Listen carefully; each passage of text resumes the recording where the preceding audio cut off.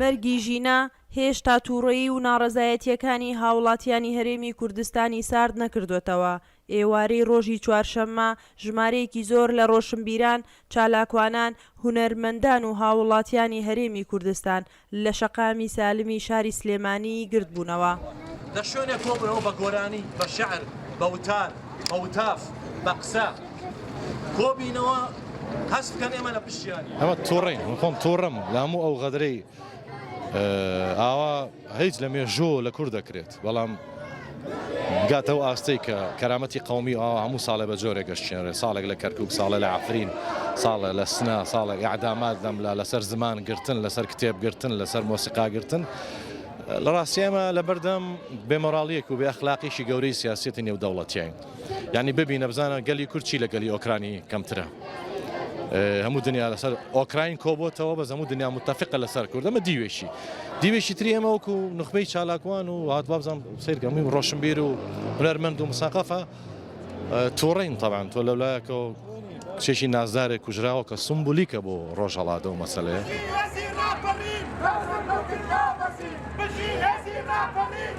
جیاواز لە گردبوونەوەیەکی ئاسایی هەر لە دەستپێکی گردبوونەوەکە هێزە ئەمنیەکان ڕێگریان کرد و توند و تیژی لێکەوتەوە. هێزەکان بە گازی فرمێسک ڕێژ و گولەی پلاستیکی ڕاستە و خۆکەوتنە ناو خۆپیشاندەران بە بیانووی نەبوونی مۆڵەت و هەستیاری دۆخەکە.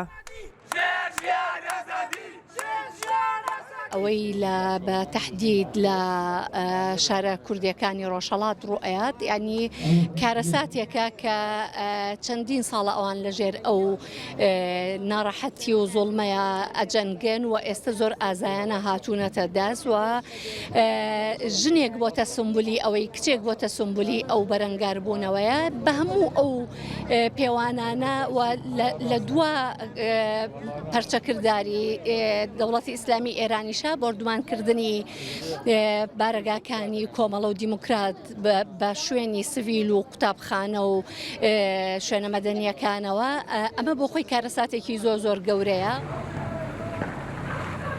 سەرەڕای هێرشی هێزە ئەمنیەکان چالاکوانان بەگوڕتر و دەنگێکی بڵندتر بە دروشمی ژن، ژیان، ئازادی بەردەوامیاندا بە خۆپیشاندانەکان و بەیاننامەی ناڕەزایەتیان دژی کوشتنی ژینا و هاوسۆزیان بۆ خۆپیشاندانەکانی ئێران دەوتەوە.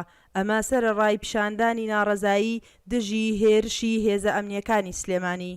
زۆر سرم سوورما لە ڕێگریەکەی چاوەڕێوەم ناکردەوە مەزانی ئێسامەین گردبوونەیەکی گەوراکەین بۆ پشگیری برایانی کوردستانی ڕۆژهەڵات و ئێران بەگشتی و خۆپیشاندانانی لەوەیەکرێ، بەڵام بەداخەوە لەواچ و ئەمریان پێکرابێت کە خۆپیشاندانەکە قەدەغە بکەن و نانێش خۆپیشاندانەکە بکەین و غازی فرمێس ڕێژ و شتانیان بەکارێ ناو پەرتەوازیان کردین و ئێمامانیست گردبوونەوە بکەین، بەتەمان نەبووین ڕێپێوان بکەین، گردبوونەوەیەک بکەین تۆزێ گەورە و هەنێ وتارە خوێنینەوە و خۆ ئەڕۆیشتین.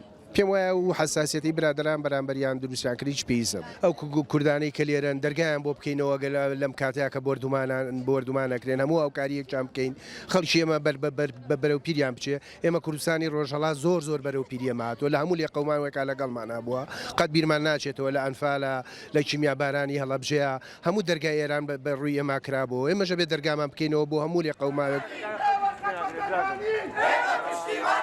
ناڕەزایی و خۆپیشاندانەکانی هەرێمی کوردستان لە دژی مەرگی ژینە بۆ دووەم جارە ژنانی ئازادی خواز و چالاکوانان بێنێتە سەر شەقام و بە دەنگێکی بڵند هاواری ئازادی و پاڵپشتی بۆ گەلانی ئێران و ژنانی ناڕازی ئێران دووپات بکەنەوە.